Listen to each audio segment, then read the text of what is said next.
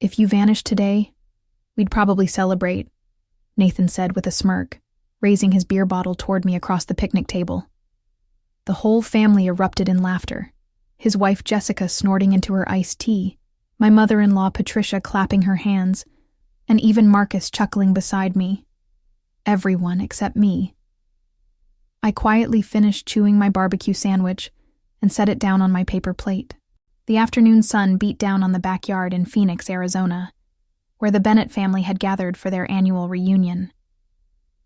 37 relatives sprawled across lawn chairs and picnic tables, their voices carrying over the sound of children splashing in the pool. Interesting theory, I said calmly, dabbing my mouth with a napkin. Nathan's grin widened. Come on, Eve, you know we're just kidding. But seriously, Marcus would probably get more done without you hogging the computer all day. More laughter rippled through the group. I watched Marcus nod along, his sales-trained smile never faltering. He was probably thinking about how this played into his narrative. The successful salesman married to the quirky wife who played on computers while he brought home the real money. If only they knew. My phone buzzed with a notification from my business account. Another payment had cleared, $15,000 from Gravora Group for the custom inventory management system I delivered last week. I glanced at the amount and slipped the phone back into my purse without mentioning it. Why would I? According to everyone here, I just did computer stuff from home. Remember when Eve tried to explain her work at Christmas? Jessica chimed in, her voice dripping with condescension. Something about databases and cloud computing. I think she lost us after hello. Patricia nodded enthusiastically. Thank goodness Marcus has a real job to support the family. I don't know what we'd do if we all had to depend on whatever it is you do, dear. I took a sip of my lemonade and let the words wash over me. They had no idea that their real job son had been 3 months behind on the mortgage until I quietly transferred money to cover it. They didn't know that the lavish family cruise they'd taken last spring was funded by my computer stuff. They certainly didn't realize that Nathan's construction business had stayed afloat because I'd co-signed a loan for him 6 months ago, a favor Marcus had begged me to do without telling his family where the financial backing actually came from. The conversation moved on to other topics, but something had crystallized in that moment. These people saw me as dead weight, a burden on their precious Marcus. In their minds, I was the lucky wife who got to ride his coattails while contributing nothing of value. I finished my plate in silence, watching them all laugh and joke, completely oblivious to the fact that they were mocking their own financial lifeline. Growing up, I'd always been the quiet one who preferred computers to people. While other kids played outside, I was teaching myself programming languages and building websites for local businesses. By the time I graduated from Arizona State University, I'd already launched my consulting firm, Oakenlight Publishing, though it handled far more than publishing these days. Marcus and I met 5 years ago at a coffee shop near his office. He was charming, confident, and had this way of making me feel like I was the most interesting person in the room. He sold medical equipment to hospitals and made decent money, around $70,000 a year. I was impressed by his ambition and the way he talked about his close-knit family. "They're going to love you," he'd said, after we'd been dating for 3 months. "My mom always says I need someone to keep me grounded." The first time I met the Bennetts, I was nervous but excited. I'd dressed carefully, brought homemade cookies, and prepared myself to talk about my work if anyone asked. But when Patricia introduced me to the extended family, she said, "This is Eve, Marcus's girlfriend. She does something with computers." I'd opened my mouth to explain that I owned a software consulting business, but Marcus had jumped in. "She's really talented with technology, always helping me figure out my laptop problems." The conversation quickly shifted to Marcus's latest sales achievements, and I found myself nodding along as he described closing deals and exceeding quotas. Nobody asked about my business again. When we got married 2 years later, Marcus suggested I keep my maiden name for business purposes, which seemed thoughtful at the time. What I didn't realize was that it allowed him to maintain the fiction that his success was entirely his own. He'd tell people we were both doing well, but somehow the focus always landed on his career. Our house in Phoenix was beautiful, a 4-bedroom ranch with a pool and a view of the mountains. Marcus loved hosting family gatherings there, playing the role of the successful provider. He'd give tours of our home office, pointing out my dual monitors and making jokes about my fancy computer setup. "Eve's got her little business thing going," he'd say with affectionate condescension. "Keeps her busy while I'm out closing deals." What they didn't see were the invoices on my desk, the contracts with major corporations, the bank statements showing monthly deposits that dwarfed Marcus's commission checks. My little business thing had generated over $400,000 last year alone. I'd tried to correct the narrative a few times, but Marcus would get uncomfortable when I mentioned specific numbers or client names. "You don't want to sound like you're bragging," he'd whisper later. "My family's not really into that whole corporate thing." So I learned to stay quiet, to let him have his moment in the spotlight. But today, listening to Nathan's joke and watching everyone laugh at the idea of my disappearance being a cause for celebration, I realized something important. They genuinely believed I was expendable. The drive home from the reunion was quiet. Marcus hummed along to the radio, occasionally commenting on his cousin's new truck or his aunt's terrible potato salad. He seemed oblivious to my silence, which wasn't unusual. After 5 years together, he'd grown accustomed to my reserved nature at family gatherings. "That was fun," he said, as we pulled into our driveway. "Mom looked really happy. I think she's finally warming up to you." I unlocked the front door without responding. Inside, the house felt different somehow, like I was seeing it through new eyes. This beautiful home that Marcus loved to show off. This life we'd built together. All of it rested on a foundation of lies and assumptions. In my office, I sat down at my computer and opened my business accounts. 3 pending invoices totaled $47,000. My savings account showed a balance of $230,000. The joint checking account that Marcus believed held our money contained mostly my deposits, with his contributions covering maybe 30% of our monthly expenses. I pulled up the mortgage statement. We'd bought the house 3 years ago, with a down payment that came entirely from my business savings, though Marcus had signed the paperwork and handled the realtor meetings. To his family, he was the homeowner who'd graciously allowed his wife to contribute where she could. My phone rang. A client calling about a rush project. I spent 45 minutes discussing database architecture and timeline requirements, quoting a price that would cover Marcus's salary for 6 months. When I hung up, Marcus poked his head into the office. "Work call?" he asked, loosening his tie. "Just some computer stuff," I replied, watching his face. He nodded and disappeared back down the hallway. The irony wasn't lost on me. He showed more interest in his fantasy football league than in the business that funded his lifestyle. That evening, as we sat on the couch watching television, I found myself studying Marcus objectively. He was a good man in many ways, kind to animals, helpful to elderly neighbors, generous with friends. But he'd built his identity around being the provider, the successful husband with the supportive wife. The truth, that I out-earned him by a factor of 5, didn't fit his narrative. "Nathan was pretty funny today," Marcus said during a commercial break. "I love how he can just cut right through tension with a joke." "Tension?" I asked. "You seemed a little quiet at dinner. I thought maybe you were feeling left out of the conversation." I stared at him for a long moment. He genuinely believed his brother's comment about celebrating my disappearance was just harmless fun. He didn't see the cruelty in it, the dismissiveness, the way it revealed how little they all valued my presence in their lives. "Maybe I was," I said softly. That night, as Marcus slept beside me, I lay awake thinking about Nathan's words. They'd probably celebrate if I vanished. Well, perhaps it was time to test that theory. The next morning, I woke up with unusual clarity. Marcus had already left for work, his coffee mug abandoned in the sink and his breakfast dishes scattered across the counter. A typical Monday morning in our house. He rushed off to his important sales meetings while I stayed home to do my computer stuff. I made myself tea and settled into my office chair, but instead of opening client files, I began taking inventory of my life.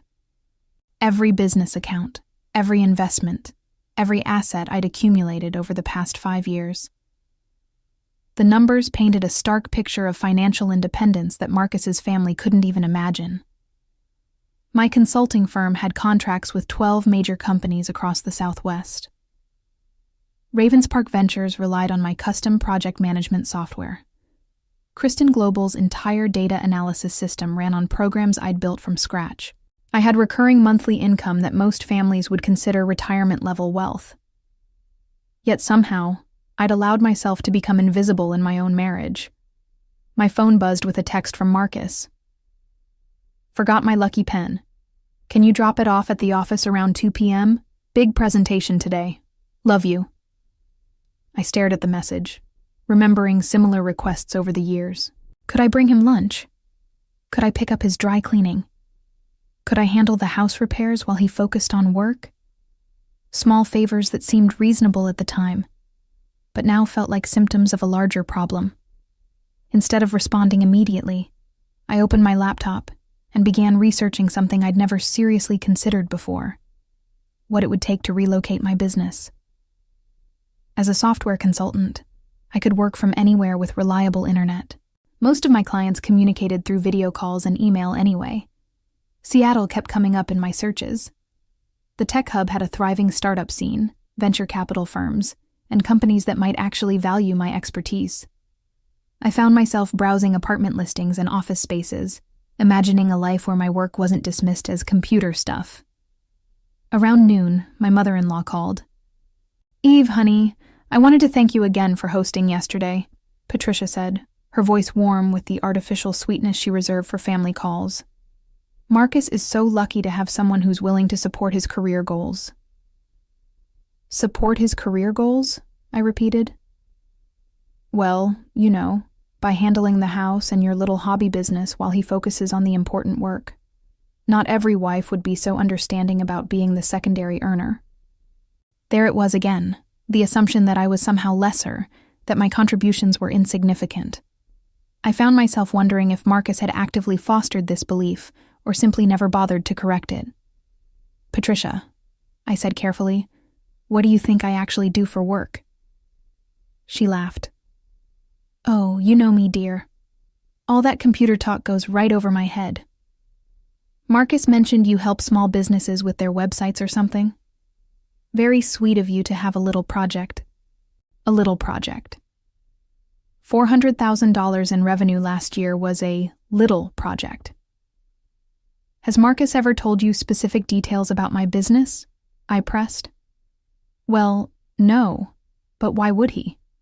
Men don't usually discuss their wives' hobbies in detail. He's always been focused on the bigger picture, making sure you both have financial security through his career advancement." After I hung up, I sat in stunned silence. It wasn't just that they underestimated my success. They had no idea it existed at all. Marcus had crafted such a complete fiction about our financial dynamic that his own mother believed I ran some sort of charity website project. I pulled up our joint bank statements and traced the deposit patterns. Every month, my business income flowed into our shared accounts, while Marcus's commission checks seemed almost quaint by comparison. Yet somehow he'd maintained the narrative that he was our financial foundation. My phone buzzed again. "Did you find the pen? Really need it for the 3 p.m. meeting. This could be a huge commission." I looked at his message and realized something profound. I'd spent 5 years making his life easier, while he took credit for the stability I provided. The pen was probably on his desk at the office, but he'd rather have me drive across town than look for it himself. For the first time in our marriage, I deleted his text without responding. Tuesday morning brought another revelation. I was reviewing client contracts when I discovered something I'd forgotten: a non-disclosure agreement I'd signed with Lumetra Corp 6 months ago. They'd hired me to rebuild their entire customer management system, a project so complex that they'd insisted on absolute secrecy about their new competitive advantage. The contract was worth $200,000, paid in quarterly installments. I'd deposited the first $50,000 in March, but in the excitement of completing other projects, I'd never mentioned it to Marcus. As far as he knew, that money had come from my regular consulting work. I realized this wasn't the only significant income he didn't know about. There was the emergency database recovery I'd done for Zavora Technologies, $30,000 for a weekend's work. The mobile app I'd developed for a startup in Los Angeles, $45,000, plus ongoing maintenance fees. Multiple revenue streams that existed completely outside Marcus's awareness. This wasn't just about him taking credit for my success anymore. This was about the fact that I'd been financially independent for years without even fully realizing it myself. At lunch, I called my accountant, Janet, whom I'd been working with since starting my business. "Eve, good to hear from you," she said. "I was just preparing your quarterly reports. You're having an exceptional year." "Janet, I need to ask you something confidential. If I wanted to relocate my business to another state, what would be involved?" There was a pause. "Is everything all right?" "I'm just exploring options. Hypothetically, how quickly could I transfer my business operations?" "Well, since you're set up as an LLC and most of your income is from remote consulting, it would be relatively straightforward. The main considerations would be state tax implications and updating your business registration. Are you thinking about a specific location?" "Seattle. Washington has no state income tax, so that would actually be beneficial. You could probably complete the transition within 60 days if you were motivated. Is Marcus supportive of a potential move?" I found myself unable to answer that question. Marcus didn't even know the real scope of my business. How could I predict his reaction to relocating it? That afternoon, I decided to conduct an experiment. When Marcus came home from work, I told him I'd had a good day with clients. "That's great, babe," he said, grabbing a beer from the refrigerator. "What kind of projects are you working on?" "I finished a major database system for a corporation. The client was really happy with the results." "Cool. How much do those usually pay?" I watched his face carefully. This one was $50,000. Marcus nearly choked on his beer. $50,000? For what, like 6 months of work? 6 weeks. The silence stretched between us. I could see him processing the implications, trying to reconcile this information with his understanding of my hobby business. That's really good, Eve. I had no idea your projects were that substantial." "Marcus, how much do you think I make annually?" He shifted uncomfortably. "I don't know. I figured maybe 30 or 40,000, enough to help with expenses. Last year I generated $412,000 in revenue." The beer bottle slipped from his hand, clattering onto the kitchen counter. His face went through a series of expressions: disbelief, confusion, and something that looked almost like betrayal. "That's impossible," he said finally. "I would have known. We would have talked about it. We never talk about my work in detail. You always change the subject when I try to explain what I do. But that would mean you make more than—" He trailed off, the reality sinking in. "More than you. Yes, significantly more." Marcus stared at me as if seeing a stranger. In a way, I suppose he was. The conversation that followed was unlike any we'd ever had in our marriage. Marcus sat at the kitchen table, his head in his hands, while I explained the reality of our financial situation. Every major expense, every family contribution, every safety net we'd enjoyed, it all traced back to my business income. "Why didn't you tell me?" he asked, his voice barely above a whisper. "I tried to, many times. You never seemed interested in the details. But this changes everything. This means I've been taking credit for my success? Yes." Marcus looked up sharply, That's not fair. I never claimed to make that kind of money. No, but you never corrected anyone's assumptions either. Your family thinks you're the provider. They think I'm some sort of dependent housewife with a cute computer hobby. My family doesn't understand business stuff. I was trying to keep things simple. Simple? Marcus, your brother joked about celebrating if I disappeared. Your mother calls my business a little project. They think I'm dead weight. He stood up abruptly, pacing to the window. Nathan was just being Nathan. He makes jokes about everyone. This isn't about Nathan specifically. This is about the fact that you've allowed your entire family to believe a lie about who we are and what I contribute. So what do you want me to do? Call them all up and announce that my wife makes more money than I do? Emasculate myself in front of my whole family? There it was. The real issue. Marcus's ego couldn't handle the truth about our financial dynamic. He'd rather let his family disrespect me than admit I was the primary breadwinner. I want you to be honest, I said quietly. I want you to stop being ashamed of my success. I'm not ashamed. I'm proud of you. But there's a difference between being proud and rubbing it in everyone's faces.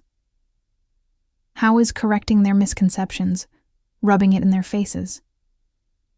Marcus didn't answer immediately. Instead, he pulled out his phone and started scrolling through messages. I have to respond to some work emails, he said, effectively ending the conversation.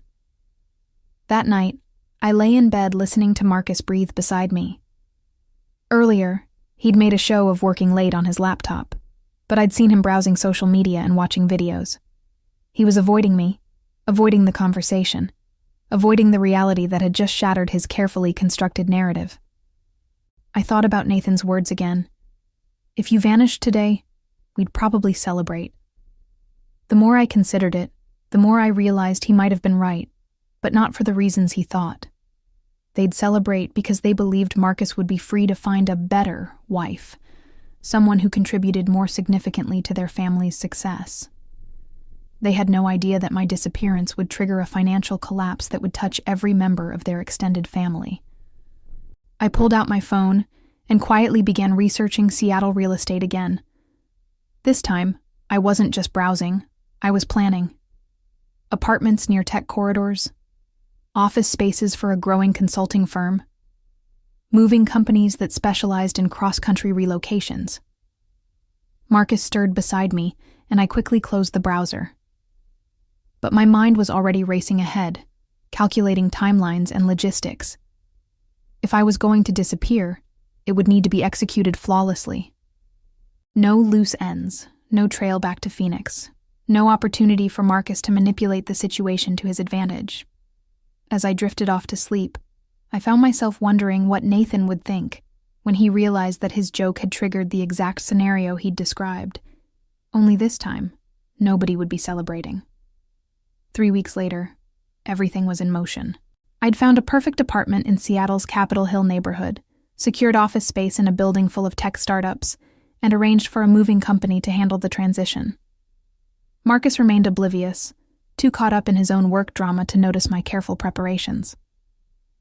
On a Thursday morning, while he rushed off to another crucial sales meeting, I began the final phase of my plan. First, I transferred all business funds out of our joint accounts, moving them to a new bank in Washington state. The personal accounts I left untouched. Marcus could have his own money, but he could no longer access mine. Next, I called each of my major clients to inform them of my business relocation. The conversation with Lumetra Corp was particularly satisfying. Actually, we've been hoping you'd consider expanding to the Pacific Northwest, my contact said. We have several subsidiary companies in Seattle that could use your services. This timing is perfect. By noon, I'd secured enough new contracts to double my revenue within 6 months. Seattle wasn't just an escape route, it was a launch pad for the next phase of my career. The hardest part was calling Nathan's construction company. 6 months ago, when he'd needed financing for new equipment, Marcus had begged me to co-sign a loan. Nathan never knew I was the actual guarantor. He thought Marcus had somehow arranged the backing through his sales connections. "Hi, this is Eve Bennett," I said when Nathan's secretary answered. "I need to discuss the equipment loan I'm guaranteeing for your company." There was a long pause. "I'm sorry. I think there's been a mistake. Marcus Bennett is the guarantor on that loan." "Actually, I am. I'll be transferring the loan responsibility back to Nathan directly. He'll need to arrange new financing within 30 days, or the equipment will be repossessed." When she transferred me to Nathan, I could hear the confusion in his voice. "Eve, what's this about a loan? I thought Marcus handled all that business stuff." "Marcus doesn't have the credit or income to guarantee a loan of that size, Nathan. I've been the financial backing for 6 months. Since you think I'm expendable, you can handle your own business financing going forward." Friday evening, I loaded the last of my personal belongings into my car. The moving truck had taken my office equipment and furniture the day before, while Marcus was at work. I left behind everything he'd consider ours: the fancy kitchen appliances, the living room furniture, the decorative items his mother had given us. But I took everything that was truly mine: my computers, my business files, my personal mementos, and my financial independence. I left a note on the kitchen counter, next to the mortgage statement and utility bills. "Marcus, I'm taking Nathan's advice and disappearing. Since your family would celebrate my absence, I thought I'd give them what they want. You'll find that our joint business accounts have been closed. They were my accounts anyway. The mortgage and utilities are now your responsibility, as is Nathan's equipment loan, which I've transferred back to him. You're finally free to be the provider your family believes you are. Don't try to contact me. I'm starting over somewhere that values what I contribute. Eve P.S. You might want to explain to your family that your little computer hobby wife was actually your financial foundation. They're about to learn exactly what my disappearance means." I drove through the night, stopping only for gas and coffee. As Phoenix disappeared in my rearview mirror, I felt lighter than I had in years. My phone buzzed constantly with calls and texts from Marcus, but I'd already changed my number. The old phone would go in a dumpster somewhere outside Flagstaff. By Saturday morning, I was in Seattle, signing the lease on my new apartment. By Monday, I was meeting with potential clients who saw my expertise as valuable, not something to be minimized or hidden. For the first time in years, I was exactly where I belonged. 6 months later, the consequences of my disappearance had rippled through the Bennett family like dominoes falling. Marcus had been forced to move back in with his parents after foreclosure proceedings began on our house. His sales commissions, which had seemed impressive when supplemented by my income, couldn't cover the mortgage payments alone. Nathan's construction business was struggling without the loan I'd guaranteed. He'd been forced to return the equipment and lay off half his crew. The family's planned reunion in Cabo had been canceled when Marcus couldn't contribute his usual share, money that had always come from my accounts anyway. Jessica had called everyone she knew, trying to track me down. Patricia had hired a private investigator, convinced that something terrible must have happened to make me abandon my marriage so suddenly. They couldn't comprehend that I'd left voluntarily, that their dismissive treatment had consequences. Meanwhile, my consulting firm had landed 3 major contracts with Seattle-based companies. Oakenlight Publishing was thriving in an environment that respected innovation and expertise. I'd been invited to speak at tech conferences, join professional organizations, and built relationships with other successful entrepreneurs. The irony wasn't lost on me. Nathan had been right about one thing. My disappearance had revealed exactly what my presence was worth, just not in the way any of them had expected. As I sat in my new office overlooking Elliott Bay, I couldn't help but smile at the memory of that family reunion 6 months ago. Nathan's cruel joke had been the catalyst for the best decision I'd ever made. Sometimes the people who hurt us the most end up giving us exactly the push we need to claim our worth. I had disappeared, just as he suggested, but the only one celebrating was me.